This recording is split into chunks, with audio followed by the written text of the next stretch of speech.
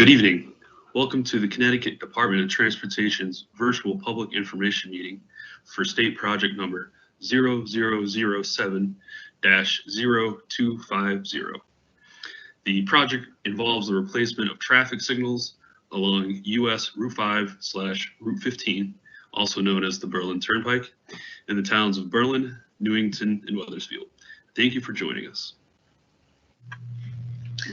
My name is Jay Lockerbie, and I am the project engineer for the subject project of tonight's meeting. I work in the Division of Traffic Engineering in our Traffic Signals unit. Before we get into project specifics and project details, I'd like to go over some housekeeping items before the formal presentation. We have a project email that is our preferred way of communicating and receiving questions and answers. The project email is dot.project0007-0250@ct.gov. If you would like, you can also leave a voicemail. The phone number is 860-944-1111. When leaving a voicemail, please reference the subject project number. All of this information is also available on the project webpage. The full project webpage for those listening on a phone currently is https://portal/project.ct.gov/DOT-project-0007-0250. A brief overview of the meeting is as follows. First, I will talk about the communication during the presentation with the design team, as well as during the Q&A session and for a 2-week comment period after the presentation is concluded. We will then go into more details on the project location, as well as some of the highlights along the corridor of the Turnpike. We will talk about the existing conditions of our traffic signal equipment and our traffic infrastructure, the purpose and need of this project, and what exactly we are proposing to improve as part of this project. We'll have a brief overview of the rights-of-way process, and then we will conclude by talking about the impacts during construction to the motoring public. As I said earlier, we'll also have an extended question and answer session after the presentation is concluded. Before we start the presentation, I would like to introduce you to our project team. In the top left, we have Mark Carlino, who is the division chief of the Division of Traffic Engineering for the department. In the center top, we have Mark Maku, who is the Transportation Principal Engineer. Matthew Bloom is the project manager for the project. Myself, Jay Lockerbie, the project engineer for the subject project. We have Janet Kaiser from the consulting firm Gannett Fleming, and Jason Boyce from our Division of Rights of Way within the department. There are 3 main ways of communicating with the project team during the presentation. The questions will be answered at the end of the presentation, but you are encouraged to submit questions at any point.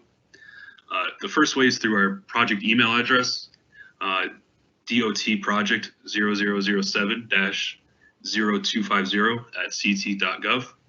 The second, our phone number, and you can leave a voicemail at that phone number, 860-944-1111. When leaving a voicemail, please reference the subject project number. And the third is through the Microsoft Teams chat. The Microsoft Teams chat will only be available during this live presentation. However, the phone and email comment period will be open through October 28th. Some more details about the question and answer session at the end of the presentation. Questions will be posted to the Q&A chat field of the presentation. That chat field is snapshotted below. Make sure you click on featured on your attendee Microsoft Live event.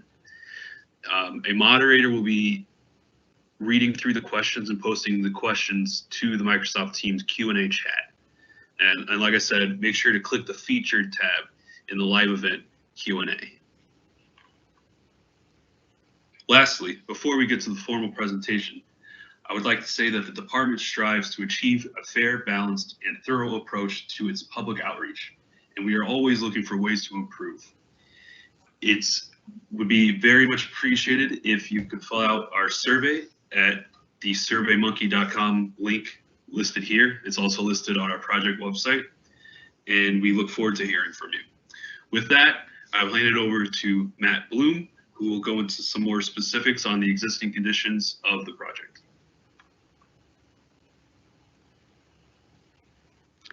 Thank you, Jay. As was mentioned in the opening of Jay's presentation, the project we're working on is the replacement and upgrade of traffic signals along the Berlin Turnpike in the towns of Wethersfield, Newington, and Berlin. Looking at the map to the right, you'll see Hartford at the top of the page, just to the north of our project, with the Berlin Turnpike bisecting the project map. Our project starts just south of the point where Route 5 and 15 heads to the east towards Hartford. The project includes the 15 signalized intersections beginning at Knott Street, traveling south along the Berlin Turnpike to the intersection of Raleigh Street and Selden Street. Zooming into the project area a bit to the northern end of the project, right below the point where Route 5 and 15 turns east towards Hartford that we talked about on the previous slide. This is the Wethersfield section of the project and includes the intersections along the Berlin Turnpike with Knott Street, the Route 515 ramps, Pawtucket Avenue, and Arrow Road. The ADT is just under 42,000 vehicles per day, which is typical of a roadway of this type. And in general, you will find 6 travel lanes in this area with wide shoulders. Pedestrian push buttons are provided to cross the Berlin Turnpike at all 4 intersections. However, no pedestrian heads or marked crosswalks exist. Continuing our southbound progression, we now enter Newington. This section of the project includes the intersections along the Berlin Turnpike with Prospect Street, East Robbins Avenue, and Kitts Lane. The ADT in this area ranges from about 39,000 ADT up to about 46,000 vehicles per day, which is again typical for a roadway of this type. And in general, you'll find 5 to 6 travel lanes throughout this area with wide shoulders. Pedestrian push buttons are provided to cross the Berlin Turnpike at all 4 intersections. However, no pedestrian heads or marked crosswalks exist. This slide is again continuing our southbound progression along the corridor, and we're still in Newington. This section of the Berlin Turnpike includes the intersections with the DOT's northern and southern driveways, Main Street and Griswoldville Avenue, and Pascone Place.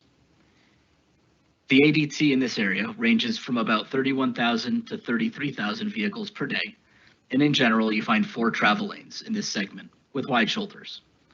No pedestrian heads or marked crosswalks exist.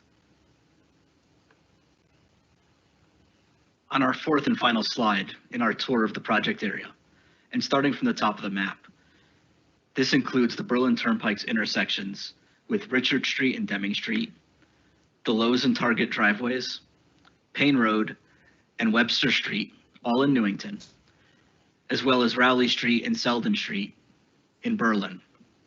The ADT in this area ranges from about 29,000 to 35,000 vehicles per day, and in general, you find 4 to 5 travel lanes in this segment with wide shoulders. Again, no pedestrian signal heads or marked crosswalks exist. So at this point in the presentation, you may be asking yourself, why is the department looking to advance this project? What's its purpose? And the primary answer to that question is that the equipment is reaching the end of its service life, with the equipment in the project area on average being about 25 years old. This is not only the physical poles and signal heads that you regularly see driving by, but also the signal controllers, which are the brains of the traffic signal.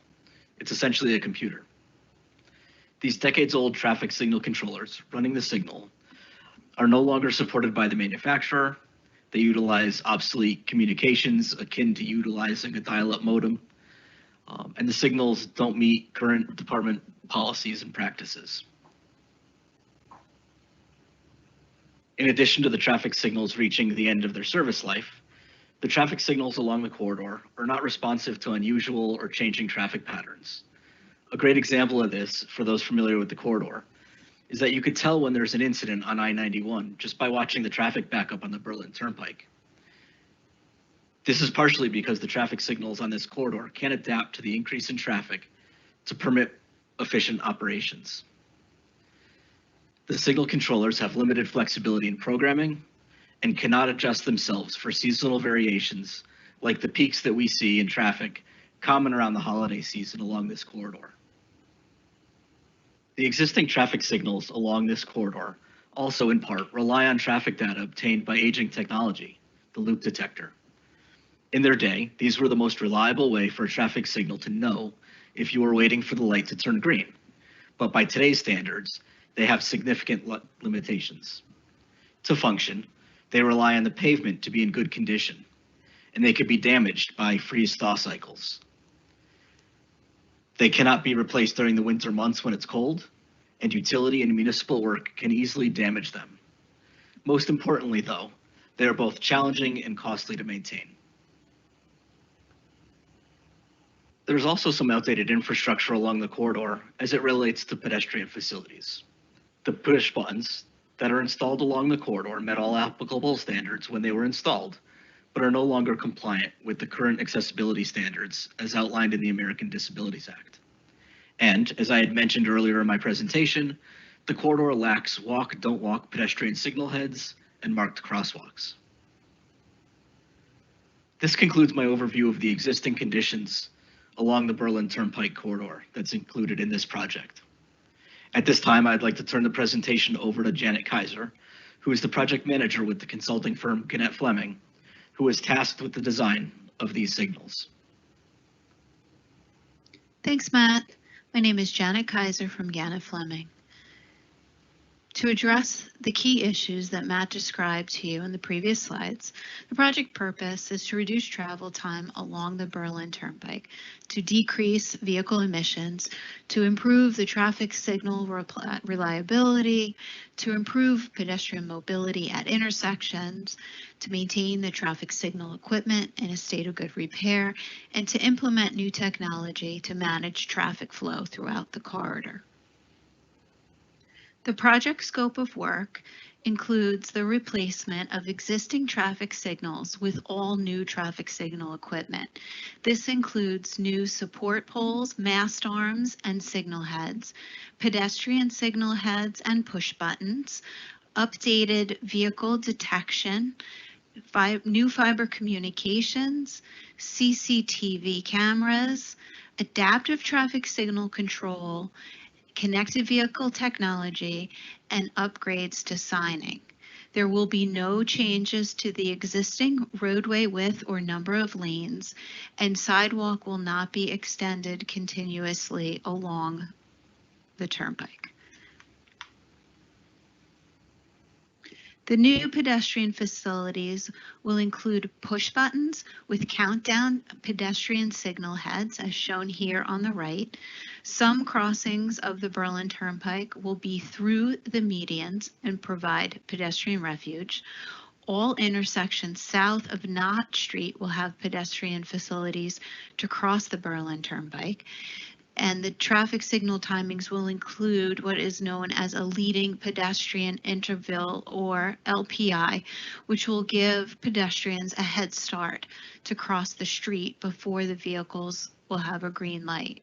It will also include ADA compliant sidewalk ramps and striped crosswalks.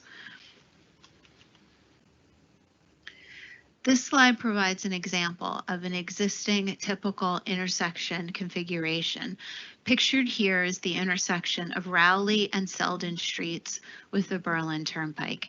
As you can see from this view, there are no striped crosswalks currently located at this intersection. The project proposes that striped crosswalks and ADA ramps will be constructed at this intersection. So you'll see here that there are crossings of both side streets and then a crossing of the Berlin Turnpike. And these crosswalks will be connected by ADA ramps and sidewalk for pedestrians. The improvements will, as mentioned, also include new pedestrian signal heads and push buttons.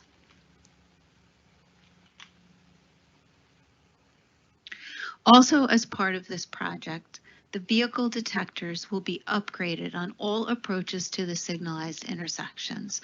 This includes what's known as a grid-smart 360-degree detector that is used to detect vehicles as they arrive at the stop bar.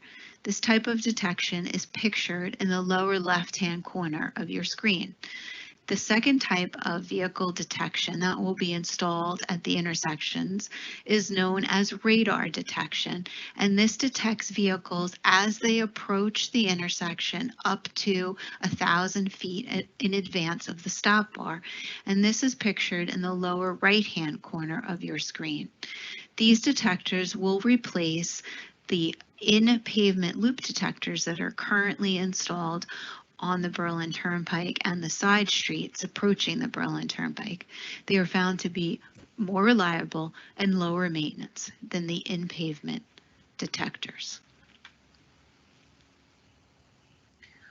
Also, as part of this project, fiber communications will be installed to replace the existing copper communication wires along the entire length of the project on the Berlin Turnpike. This fiber will connect back to the Traffic Management Center at the Connecticut DOT.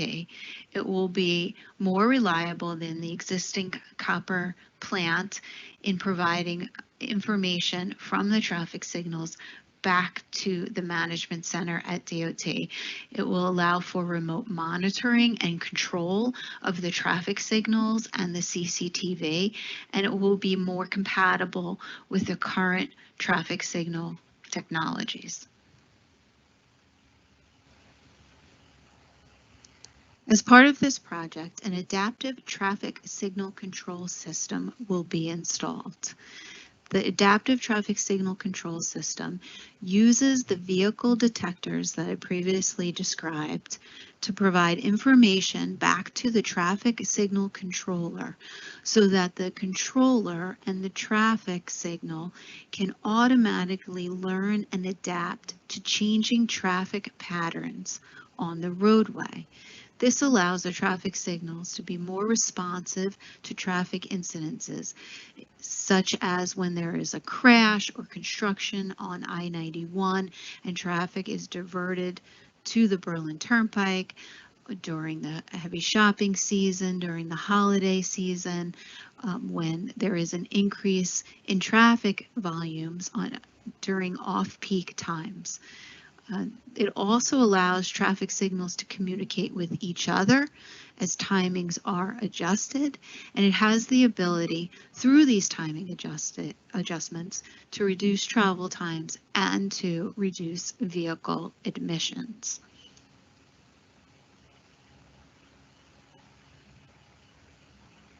Another type of technology to be deployed on the corridor includes connected vehicle technology. This includes a roadside unit that allows for the infrastructure to communicate between the traffic signal and the vehicles on the roadway. It will broadcast messages through the roadside unit about the signal operation to a vehicle that is equipped with an onboard unit to receive the messages.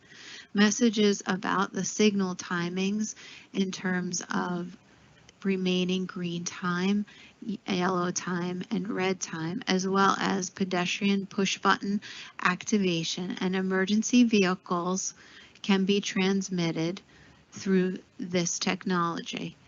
In addition, the DOT is implementing a snowplow priority system that will use the connected vehicle technology to extend the green time for snowplows as they clear the Berlin Turnpike during winter weather.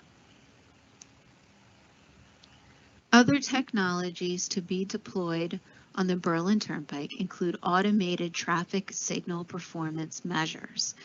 These are performance measures that are collected by the traffic signal controller using the detection that was described earlier in the presentation.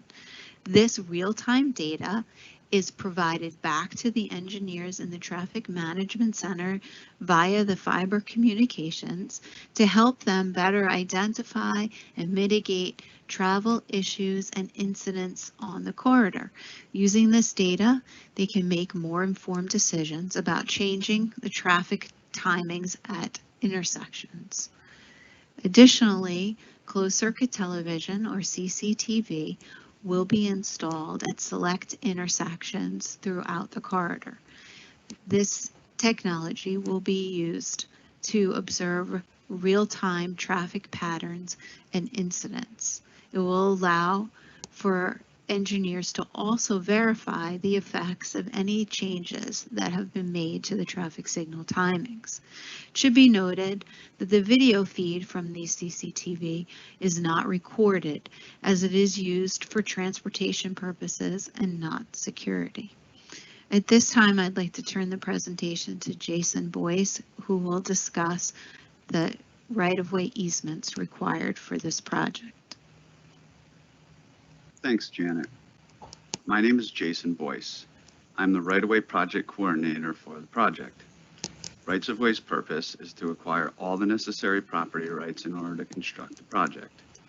All property rights will be acquired in accordance with Connecticut General Statutes, sections 13A73 and 13A98E, and the Federal Uniform Relocation Assistance and Real Properties Acquisition Act of 1970 as amended. Anticipated property impacts on this project consist of defined traffic easements for the intersection upgrades. Now I'd like to give a brief overview of the right-of-way acquisition process. Each impacted property owner will first receive a letter of intent to acquire. This kicks off the right-of-way process and is often the property owner's first involvement with the right-of-way office. From there, a valuation will occur. The department determines the fair market value of the impacts to the property in order to establish an offer of just compensation. Based on that valuation, the owner will then receive a written offer letter from the department. Based on that valuation in the offer letter, negotiations will begin. The owner is given a reasonable amount of time to consider the state's offer and enter into negotiations. At the completion of negotiations, an acquisition will occur, and the acquisition can occur in one of two ways. An agreement can be reached between the property owner and the state. If an agreement is reached, then an abbreviated real estate closing will occur. The state prepares all the documentation and pays all the recording costs associated with the closing. If an agreement cannot be reached, the Commissioner of Transportation does have the authority to acquire property rights through eminent domain.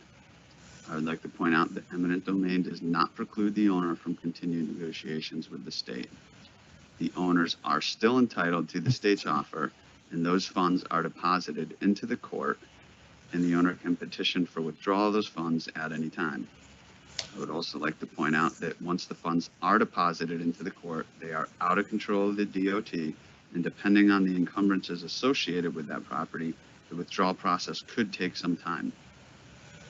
The owner has 6 months from the date of condemnation to file an appeal with the court if continued negotiations cannot reach an agreement.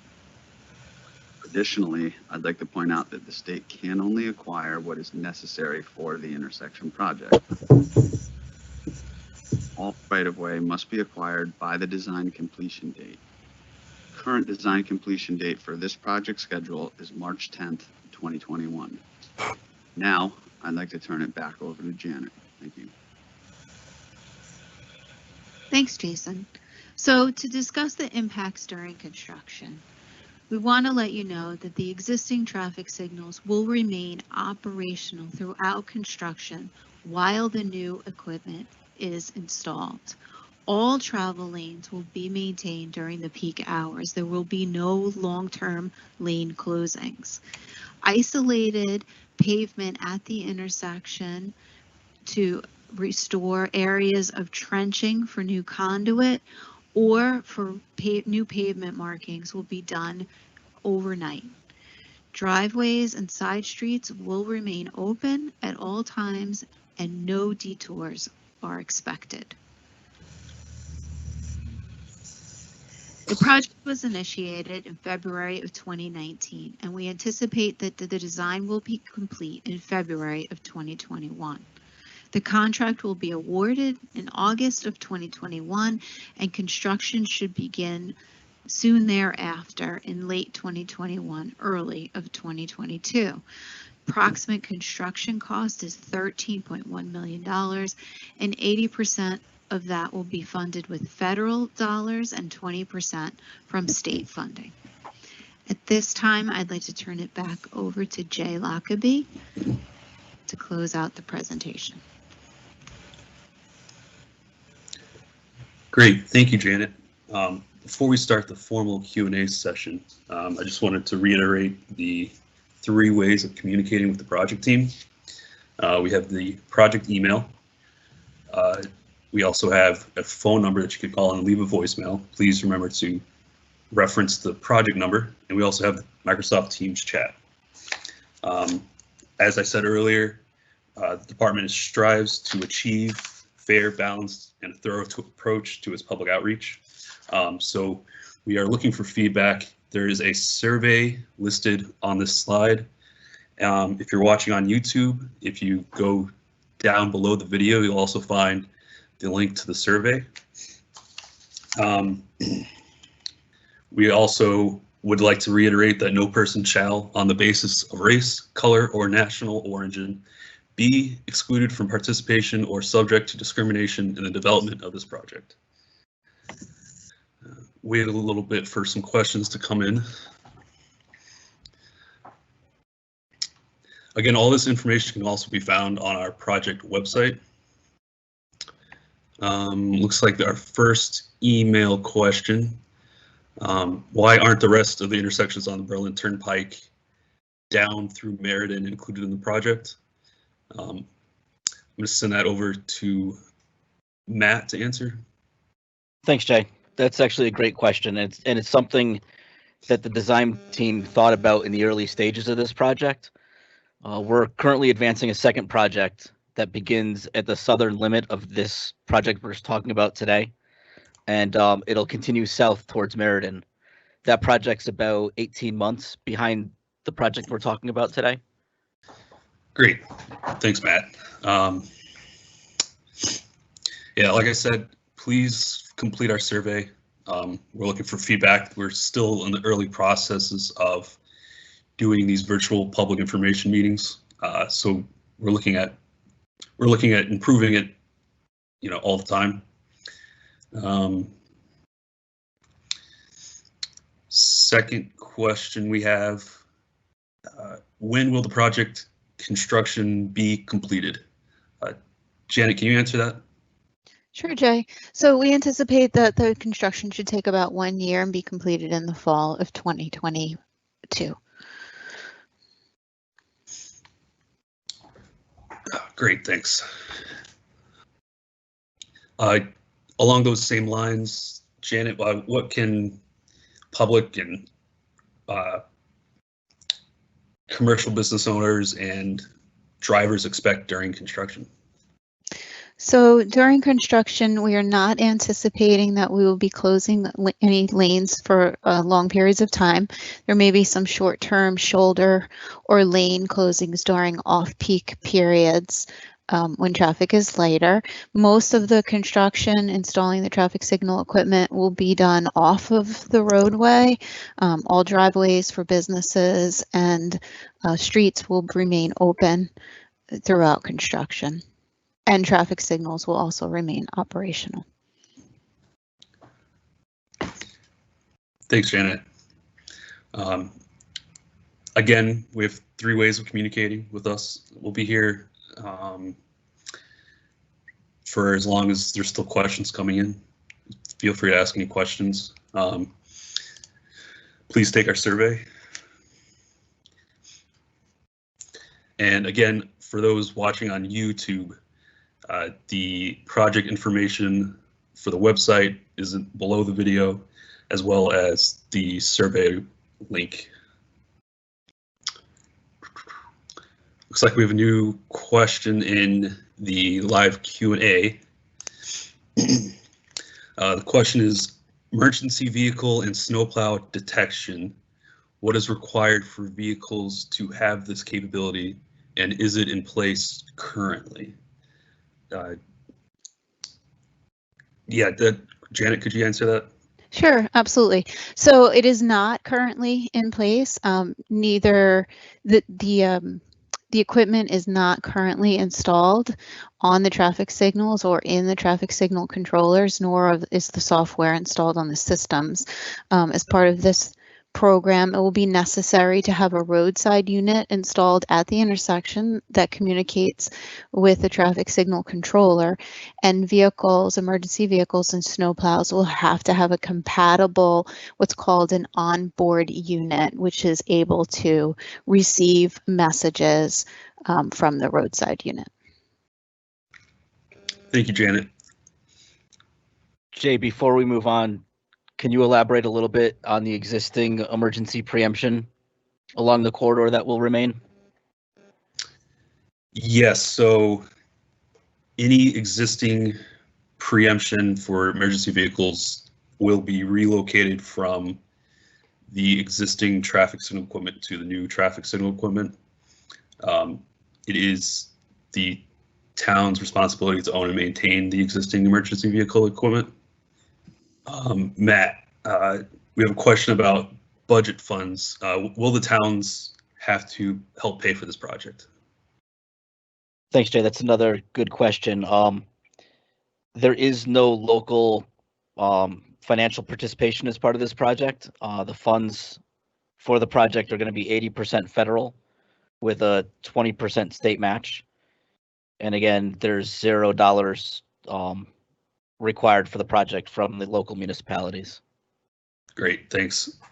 While we're waiting for a few more comments and questions to come in, just want to reiterate our email and our phone number, and the survey link provided on the slide, as well as it's provided on our website for the project and below the YouTube video. Looks like we have a new question in the Q&A. Will sidewalks be installed as part of the project? Maybe Janet could start off with the proposed sidewalk limits on this project. Sure, Jay, I can provide some info. So we will not be installing continuous sidewalk throughout the corridor, but we will be installing pedestrian crossings at each of the intersection, which will include marked crosswalks and ADA compliant ramps with pedestrian push buttons and traffic signal heads. Did anyone want to add on to that? Yeah, Jay, I can add a little background to the project, I think. So when we initiated this project, it was really intended as a signal replacement initiative to maintain signals in serviceable condition.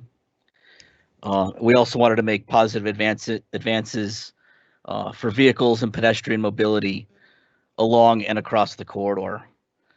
The project wasn't initiated with the significant ground disturbance, and adding a sidewalk would have increased the complexity of the project, significantly impacted the corridor during construction. So a lot more of that work would actually be in the lanes of traffic. It would have substantially increased the project impacts, and it would have importantly impacted the project schedule. A little more details as to the right-of-way and the sidewalk. There's limited right-of-way to the north, and substantial utilities would have to be moved to provide a sidewalk at that end of the project. There's also a lot of commercial parking lots and gas stations in the northern sections that would be significantly impacted by a sidewalk. The central part of the project area, there's some ledge outcroppings that would cause a substantial complexity of the project.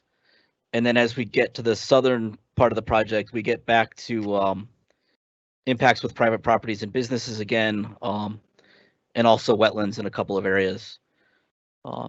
That being said, there are potential funding opportunities and grants available through the regional planning agencies for sidewalks, and we find a lot of municipalities install sidewalks under those projects, such as the LOTSIP program or the community connectivity program. And I would encourage the towns to investigate some of those opportunities. But again, we didn't look to initiate this project with sidewalks because we wanted to get improvements on the ground as soon as we could. Thanks, Matt and Janet. I just want to reiterate for potentially those listening on a phone, the phone number to call in and leave a voicemail is 860-944-1111. And please try to reference this project number for our reference, the Berlin Turnpike. We have another question in our live Q&A. What efficiencies should we expect from these improvements? Janet, could you explain some of the efficiencies, maybe not necessarily only limited to motor vehicles, but pedestrians as well? Sure, absolutely. So part of the goals of the project is to improve mobility for all users on the corridor. So in particular for vehicles, one of the goals is to improve travel time and reduce delay throughout the corridor and at the individual intersections, and also to better manage the traffic during incidences on other roadways such as the interstate. The adaptive traffic signal control, along with the improved vehicle detection, will allow the traffic signal timings to adjust to the demands in traffic in more in real time than they currently are today. In addition, the communications that will be installed will allow the Traffic Operations Center to better monitor what's happening out on the roadway and make changes if needed. In terms of safety, the traffic signals themselves will be more highly visible. They will have backplates and yellow reflective borders. You may have seen them in other areas of the state, which will increase visibility of the traffic signals themselves, which will also improve safety on the corridor. And lastly, the improvements for pedestrians will allow safe crossings at the intersection, will give them time to cross the intersection with the leading pedestrian intervals and an indication of how much time they have left to cross with the countdown pedestrian signal heads. Excellent. Thanks, Janet. Again, I want to shout out the 3 ways of communicating with us. The email, dotproject007-0250@ct.gov. And for those listening on the phone, we have a voicemail phone number that you can call in and leave a voicemail, 860-944-1111.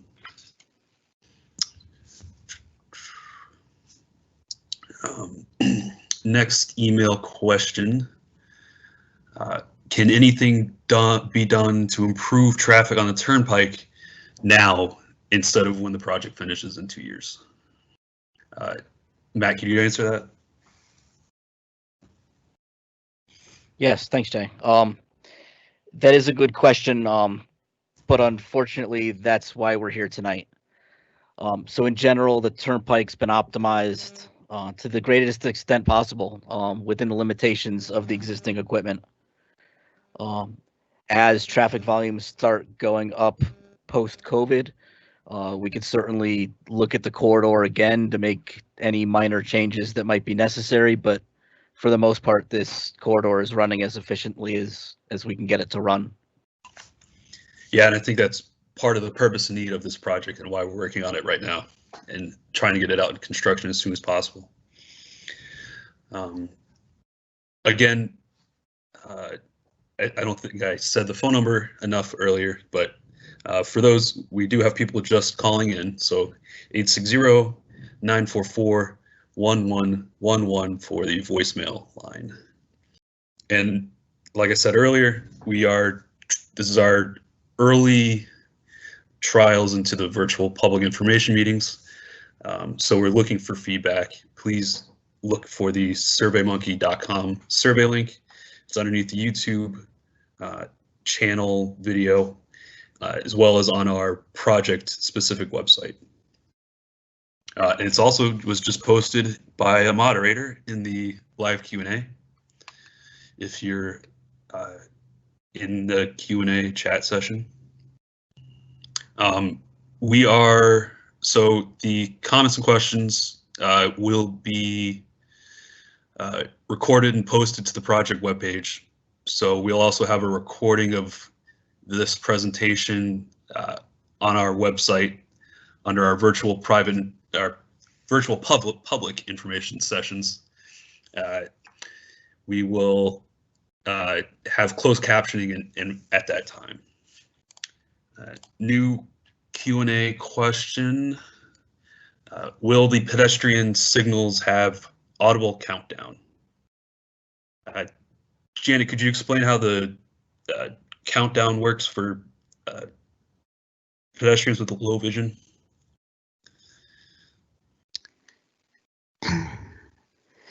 So audible pedestrian signals will count down when it will give a verbal count for how much time is left to cross the street, and also when you push the button, you will get a message to either wait, and then it will indicate when it is safe to cross when you have the signal.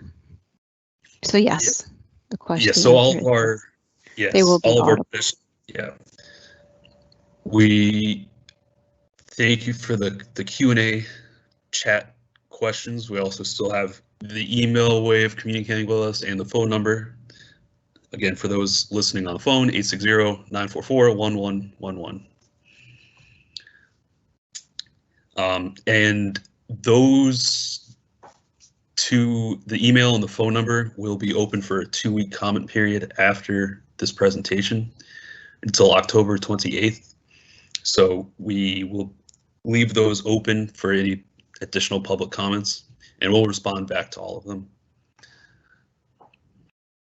And we look forward for feedback because this is we're still finalizing the design on this. And the reason we have these info meetings is to get public feedback and to help us with our design.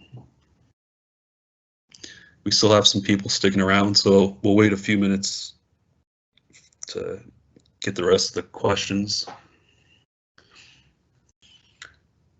We'll also take any questions that are more location specific, if you'd like to go through that.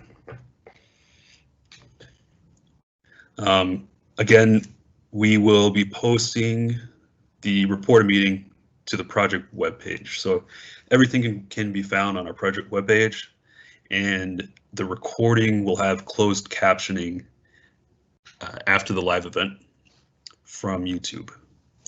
And again, if you're listening on YouTube, the project email and the survey link are posted underneath the video.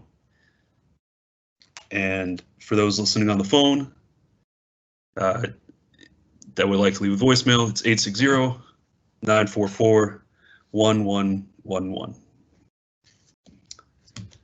And again, this isn't your only chance for comments. We'll have open communication for the next 2 weeks. Feel free to send an email or follow up with a voicemail to that phone number, and we will respond back to you. Matt or Janet, is there anything that you'd like to add? Sounds like a no. I don't think so. Well, we covered a lot of ground. We did. Yeah. Just to That's good. reiterate the fact that we have a comment period open for the next 2 weeks. And if you think about anything after this meeting, please email questions or comments in. It's all very welcome. And there's also a survey posted on the YouTube channel as well as the Teams chat right now that we would appreciate everybody filling out if they can. Great.